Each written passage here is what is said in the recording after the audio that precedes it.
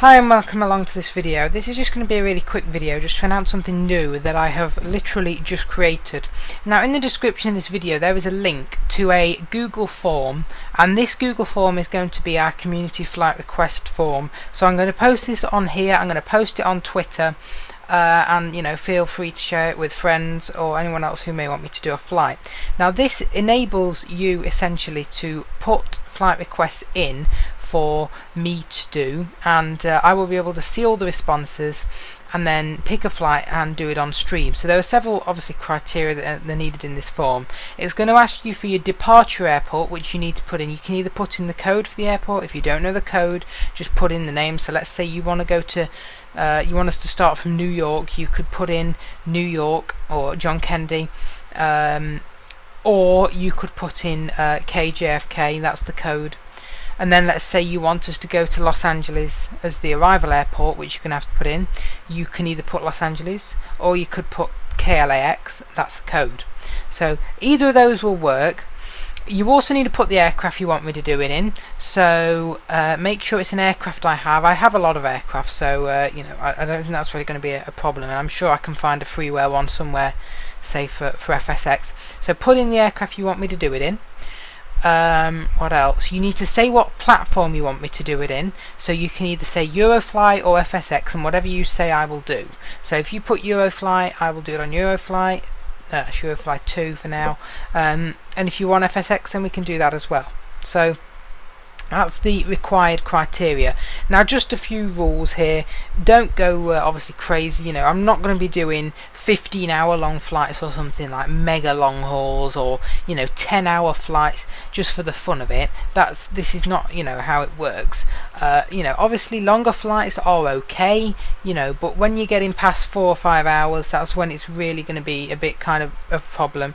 And also remember, this is not a binding kind of thing. Just because you put a flight request in does not mean I am necessarily going to do it.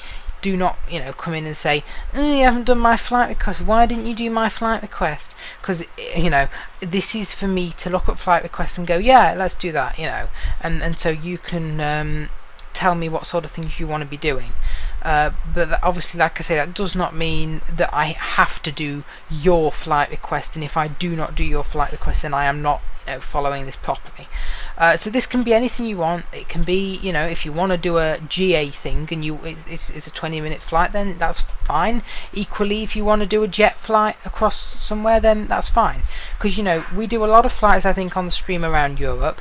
A lot of flights around the UK, which is my home area, but I don't really do a lot of flights where you guys are or where you might want me to fly to, probably, and I realise because I don't really know where you want me to go or what you want me to do. So put some flights in here.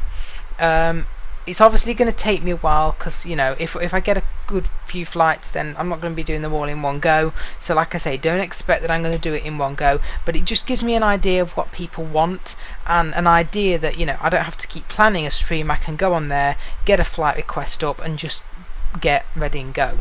And do that. So yeah, there are required fields. Remember, you need to put in the departure and arrival, you need to put in the aircraft, and you need to select the simulator. There is a bit of a bug with this Google form when you're selecting the simulator, because it's a radio box, a check box thing.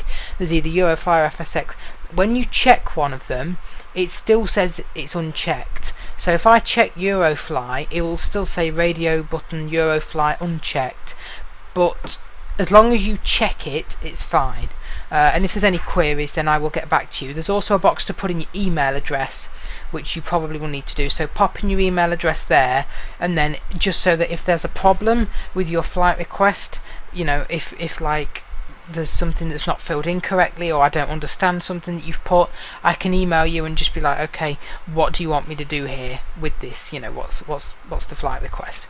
So that's pretty much, it's just a Google form. It's really simple to fill out. So I'm going to share this on Twitter. I'm going to share it in the description. It's down in the description, the link to the Google form.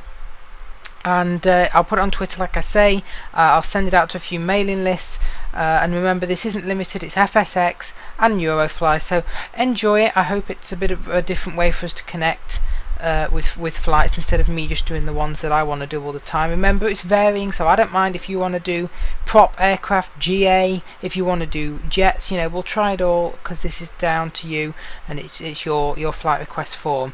It's a lot easier this way. So I hope you enjoy it. It's just a new little thing, and yeah, put in your flight requests, and gradually we'll see if we can do a good few of them.